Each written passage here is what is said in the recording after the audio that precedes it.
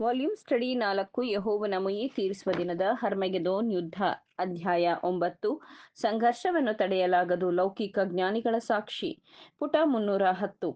ಆದರೆ ನಾವು ತೊಂದರೆಗಳನ್ನು ಪ್ರಸ್ತುತಪಡಿಸುವುದು ನಮ್ಮದೇ ಆದ ಪೇಡೆಂಟ್ ಸಿದ್ಧಾಂತವನ್ನು ಸಮರ್ಥಿಸಲು ಅಲ್ಲ, ಆದರೆ ಸತ್ಯವೇದದ ಮೂಲಕ ಮೇಲಿನಿಂದ ಬರುವ ಜ್ಞಾನವನ್ನು ಹುಡುಕುತ್ತಿರುವವರು ಮನುಕುಲದ ಅಸಹಾಯಕತೆಯನ್ನು ಹೆಚ್ಚು ಸ್ಪಷ್ಟವಾಗಿ ನೋಡಬಹುದು. ಪ್ರಸ್ತುತ ಬಿಕ್ಕಟ್ಟು ಮತ್ತು ಅವರು ಹೆಚ್ಚು ಆತ್ಮವಿಶ್ವಾಸದಿಂದ ಮತ್ತು ಹೆಚ್ಚು ದೃಢವಾಗಿ ಆತನ ಮೇಲೆ ನಂಬಿಕೆಯಿಂದ ಹಿಡಿದುಕೊಳ್ಳಬಹುದು ಮತ್ತು ಸರಿಯಾದ ಸಮಯದಲ್ಲಿ ಅವನು ಅನ್ವಯಿಸುವ ಪರಿಹಾರವನ್ನು ಹೊಂದಬಹುದು. ಮುಂದಿನ ಶೀರ್ಷಿಕೆ ಉಚ್ಚ ನ್ಯಾಯಾಲಯದ ಸದಸ್ಯರೊಬ್ಬರ ದೃಷ್ಟಿಕೋನಗಳು. The views of the members of the supreme court. Justice Henry B Brown Yale ಕಾಲೇಜಿನ ಕಾನೂನು ವಿಭಾಗದ ಹಳೆಯ ವಿದ್ಯಾರ್ಥಿಗಳನ್ನುದ್ದೇಶಿಸಿ ಮಾತನಾಡುತ್ತಾ 20ನೆಯ ಶತಮಾನವನ್ನು ತಮ್ಮ ವಿಷಯವಾಗಿ ತೆಗೆದುಕೊಂಡರು. 20ನೆಯ ಶತಮಾನದ ಬದಲಾವಣೆಗಳು ರಾಜಕೀಯ ಅಥವಾ ಕಾನೂನಿಗಿಂತ ಸಾಮಾಜಿಕವಾಗಿ ಭರವಸೆ ನೀಡುತ್ತವೆ ಎಂದು ಅವರು ಸೂಚಿಸಿದರು ಮತ್ತು ಯುನೈಟೆಡ್ ಸ್ಟೇಟ್ಸ್ನ ತಕ್ಷಣದ ಭವಿಷ್ಯವನ್ನು ಬೆದರಿಸುವ 3 ಪ್ರಮುಖ ಅಪಾಯಗಳನ್ನು ಹೆಸರಿಸಿದರು. ಮೊದಲನೆಯದಾಗಿ ಪುರಸಭೆಯ ಭ್ರಷ್ಟಾಚಾರ, ಎರಡನೆಯದಾಗಿ ಕಾರ್ಪೊರೇಟ್ ದುರಾಶೆ ಮತ್ತು ಮೂರನೆಯದಾಗಿ ಕಾರ್ಮಿಕ ದೌರ್ಜನ್ಯ. ಇತರ ವಿಷಯಗಳ ಬಗ್ಗೆ ಅವರು ಹೀಗೆ ಹೇಳಿದರು. ಬಹುಶಃ ಪ್ರಪಂಚದ ಯಾವುದೇ ದೇಶದಲ್ಲಿ ಸಂಪತ್ತಿನ ಪ್ರಭಾವವು ಇದಕ್ಕಿಂತ ಹೆಚ್ಚು ಪ್ರಬಲವಾಗಿಲ್ಲ ಮತ್ತು ಇತಿಹಾಸದ ಯಾವುದೇ ಅವಧಿಯಲ್ಲಿ ಅದು ಈಗಿಗಿಂತ ಹೆಚ್ಚು ಶಕ್ತಿಶಾಲಿಯಾಗಿರಲಿಲ್ಲ. ಕಳೆದ ಬೇಸಿಗೆಯಲ್ಲಿ 1895ರಲ್ಲಿ ಸಹಾನುಭೂತಿಯ ಮುಷ್ಕರಕ್ಕಿಂತ ದೊಡ್ಡ ಗಲಭೆಗೆ ಎಂದಿಗೂ ದುರ್ಬಲವಾದ ಕ್ಷಮೆ ಇರಲಿಲ್ಲ.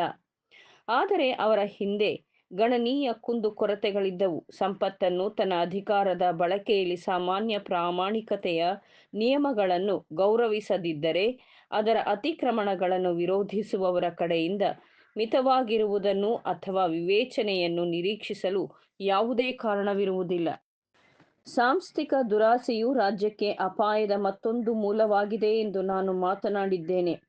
ಸುಲಭವಾಗಿ ಸನ್ನದ್ದುಗಳನ್ನು ಪಡೆಯುವುದು ದೊಡ್ಡ ದುರುಪಯೋಗವನ್ನು ಉಂಟುಮಾಡಿದೆ. ಒಂದು ರಾಜ್ಯದ ಕಾನೂನುಗಳ ಅಡಿಯಲ್ಲಿ ಮತ್ತೊಂದು ರಾಜ್ಯದ ವ್ಯಾಪಾರ ಮಾಡುವ ಏಕೈಕ ಉದ್ದೇಶಕ್ಕಾಗಿ ನಿಗಮಗಳು ರಚನೆಯಾಗುತ್ತವೆ ಮತ್ತು ಫೆಡರಲ್ ನ್ಯಾಯಾಲಯಗಳಿಗೆ ತಮ್ಮ ಮೊಕದ್ದಮೆಯನ್ನು ತೆಗೆದುಹಾಕುವ ಉದ್ದೇಶಕ್ಕಾಗಿ ಮಿಸಿಸಿಪ್ಪಿ ಪೂರ್ವದ ರಾಜ್ಯಗಳು ನೀಡಿದ ಚಾರ್ಟರ್ಗಳ ಅಡಿಯಲ್ಲಿ ಕ್ಯಾಲಿಫೋರ್ನಿಯಾದಲ್ಲಿ ರೈಲ್ವೆಗಳನ್ನು ನಿರ್ಮಿಸಲಾಗಿದೆ.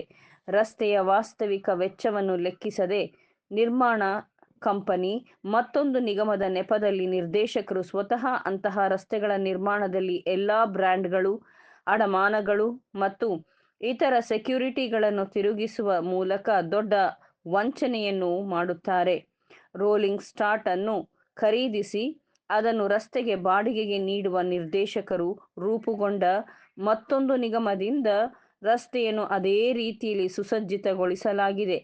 ಆದ್ದರಿಂದ ಅನಿವಾರ್ಯ ಸ್ವತ್ತು ಮರುಸ್ವಾಧೀನ ಬಂದಾಗ ಷೇರುದಾರರು ಅಡಮಾನದಾರರ ಲಾಭಕ್ಕಾಗಿ ವಂಚನೆಗೆ ಒಳಗಾಗಿದ್ದಾರೆ ಮತ್ತು ನಿರ್ದೇಶಕರ ಲಾಭಕ್ಕಾಗಿ ವಂಚಿಸಿದ ಅಡಮಾನದಾರರು ಪ್ರಾಮಾಣಿಕತೆ ಮತ್ತು ನೈತಿಕತೆಯನ್ನು ಧಿಕ್ಕರಿಸಿ ಸ್ವಾಧೀನಪಡಿಸಿಕೊಂಡ ಆಸ್ತಿಯು ಅದರ ರಕ್ಷಣೆಗಾಗಿ ಕಾನೂನಿನ ಸಹಾಯವನ್ನು ಕೋರಲು ಅನುಕೂಲಕರ ಸ್ಥಾನದಲ್ಲಿ ನಿಲ್ಲುವುದಿಲ್ಲ.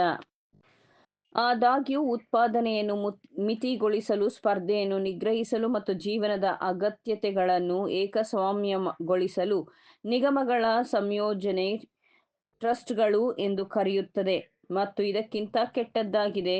ಆದಾಗ್ಯೂ ಉತ್ಪಾದನೆಯನ್ನು ಮಿತಿಗೊಳಿಸಲು, ಸ್ಪರ್ಧೆಯನ್ನು ನಿಗ್ರಹಿಸಲು ಮತ್ತು ಜೀವನದ ಅಗತ್ಯತೆಗಳನ್ನು ಏಕಸ್ವಾಮ್ಯಗೊಳಿಸಲು ಟ್ರಸ್ಟ್ಗಳು ಎಂದು ಕರೆಯಲ್ಪಡುವ ನಿಗಮಗಳ ಸಂಯೋಜನೆಯಾಗಿದೆ. ಇದು ಇನ್ನು ಮುಂದೆ ಎಷ್ಟರ ಮಟ್ಟಿಗೆ ಸಾಗಿಸಲ್ಪಡುತ್ತದೆ ಎಂಬುದು ಬಹಿರಂಗವಾಗಿದೆ.